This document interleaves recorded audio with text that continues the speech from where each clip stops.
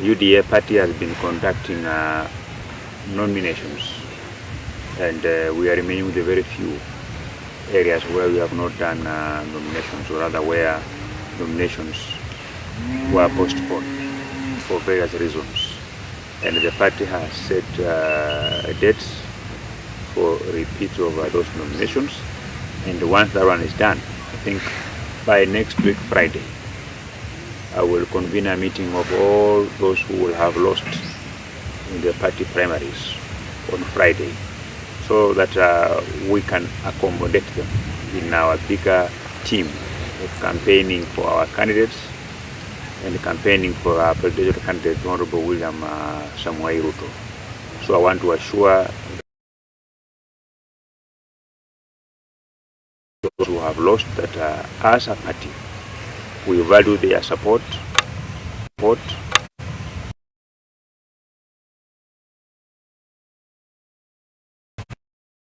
their contribution, and we will bring them along. We are not going to leave anybody behind. We will bring everybody together because it's the people of Bungoma who won.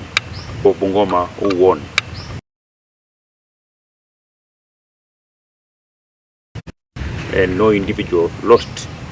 So what we will do is that we will bring everybody who lost on board, so that we can form a team that is going to deliver the presidential vote for William Samoei Ruto. And after we have formed government, we are going to accommodate everybody. We will ensure that everybody is accommodated, like the Bible says.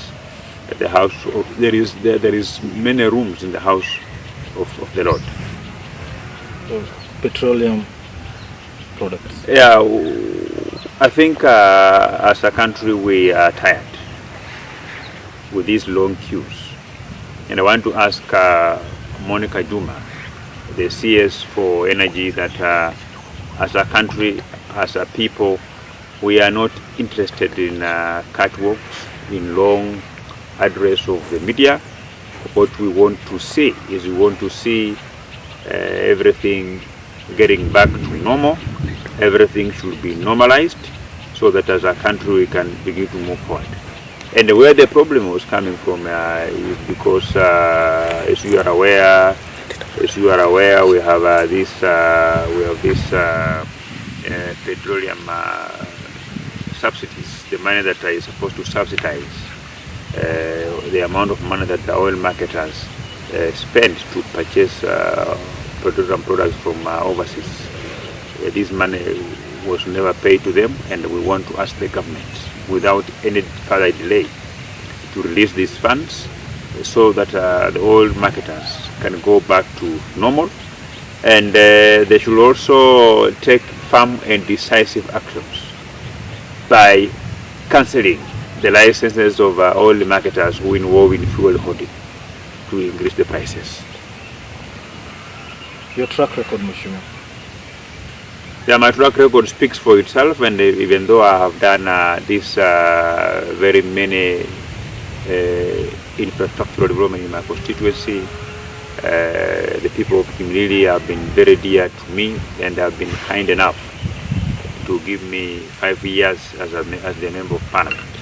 And during these 5 years, when I was first elected, we had about 12 schools that were mud walled, and another 15 schools that had their buildings condemned by public health officers from the county government of Bungoma. And we embarked on an ambitious program of replacing all mud-walled classrooms, which we managed to do. Some of the schools, like Chelekei secondary schools, the children were learning under trees, but we managed to buy land and build the whole school. And that is one of my flagship projects that we did. And I have so far built close to 23-story buildings. We have refurbished, or rather renovated, close to 18 schools.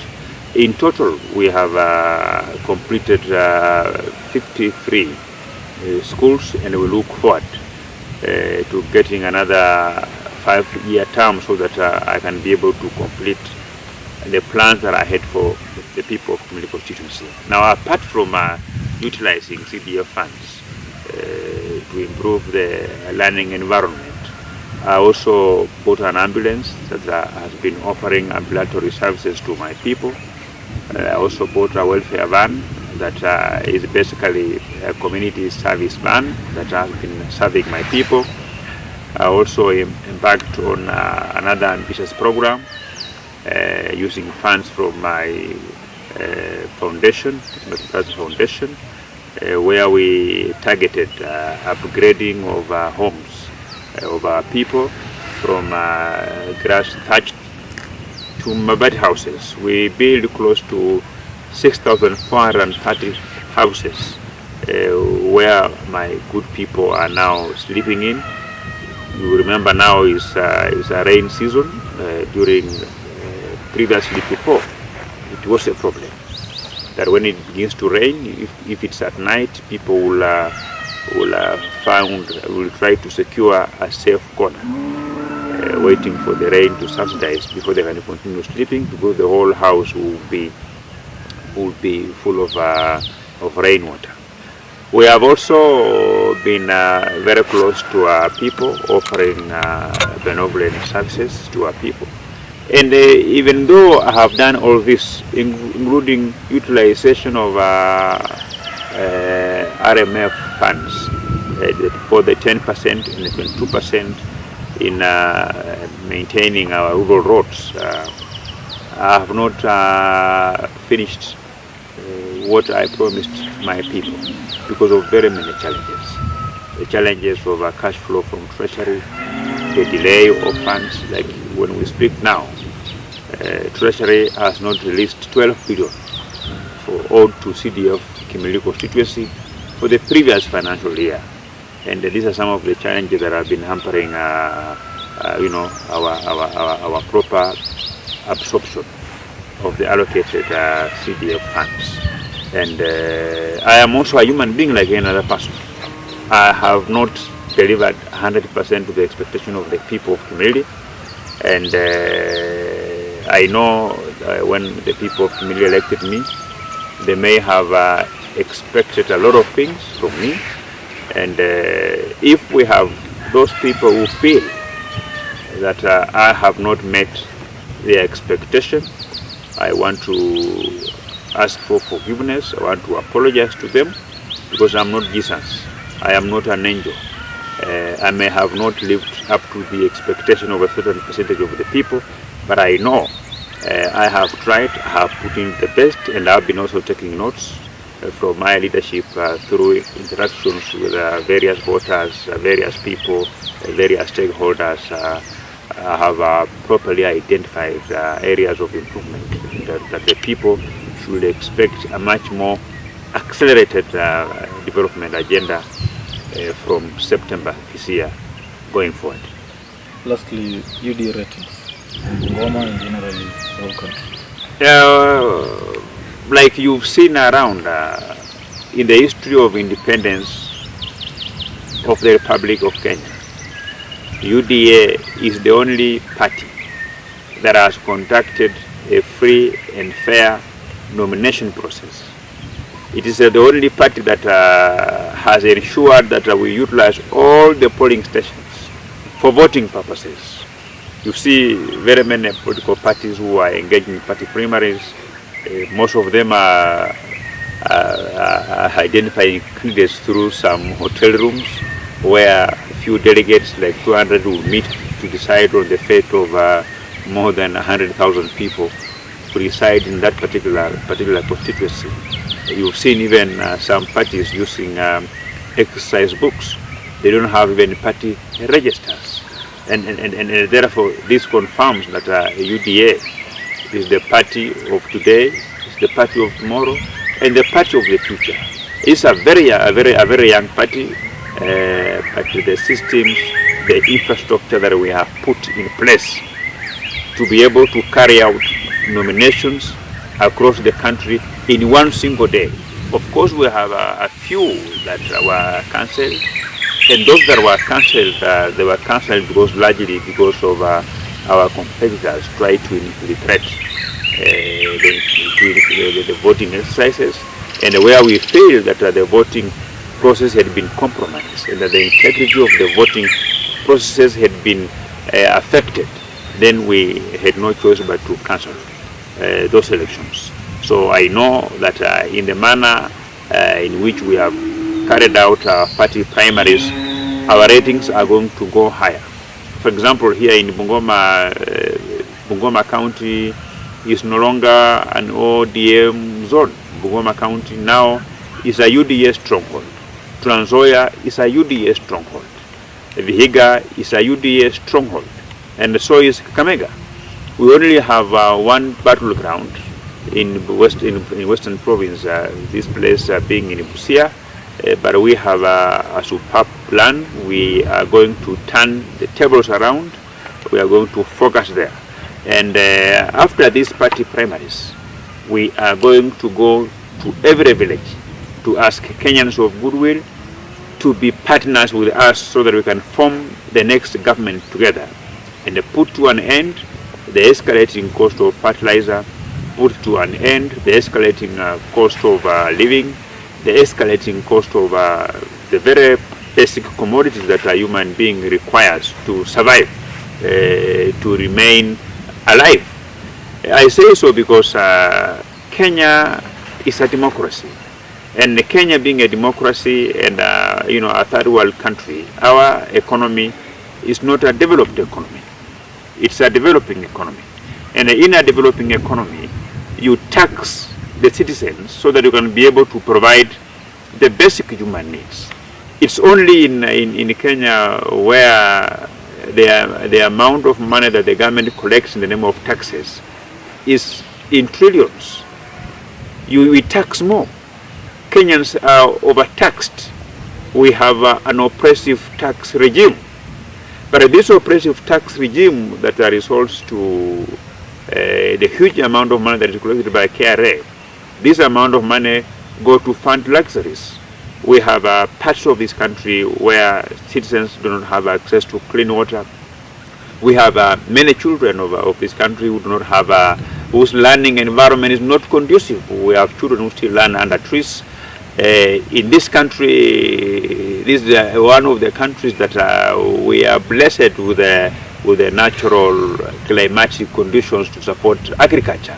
But the country is not food sufficient because the cost of fertilizer is very high, the cost of seeds is very high, the cost of fuel is very high.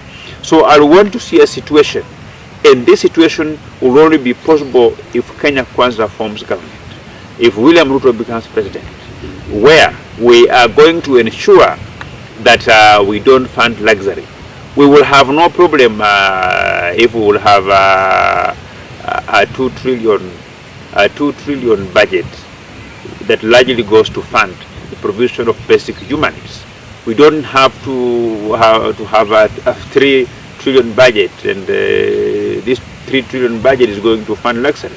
The more money that the budget lines consumes, it means we have to begin robbing the pockets of Kenyans. We are impoverishing Kenyans. We will want to see Kenya's purchasing power, the purchasing power of the citizens, to be increased.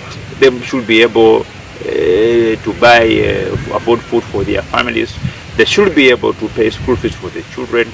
They should be able to invest the little profit they get from the small business they do into increasing the stock and improving their business, not that the government robs them to fund luxuries. Maybe, Mheshimiwa, before you finish, we have seen that many of UDA founders have lost nomination, the kind of Kate or Guru. I don't know which means you are going to use to make sure that they don't go to independent but remain in the party. The difference between William Samoei Ruto and this fisherman from Lake Victoria is like day and night. The difference between UDA party and this party, the Orange Party, the party that doesn't understand her identity, they don't know whether they are in the opposition or in the government, is day and night. This fisherman from Kisumu, from Bondo, loves individuals. This is a gentleman who can sacrifice the interest of more than 500,000 people from our county to accommodate the interest of one individual. William Ruto appreciates and values the people who have stood with him through thick and thin, but he respects the will of the people. The will of the people is what makes a difference. You know, UDA gave a certificate to a young lady to run for the position of women rep of Bomet. UDA party has given an opportunity another young man who is blind from Turkana to run for position of MCA. ODM cannot. Azimio cannot. It's only William Ruto who can respect what the people have decided to do. And we have said so every time, that it doesn't matter the position you hold, but it matters whether you have gotten the will of the people or not.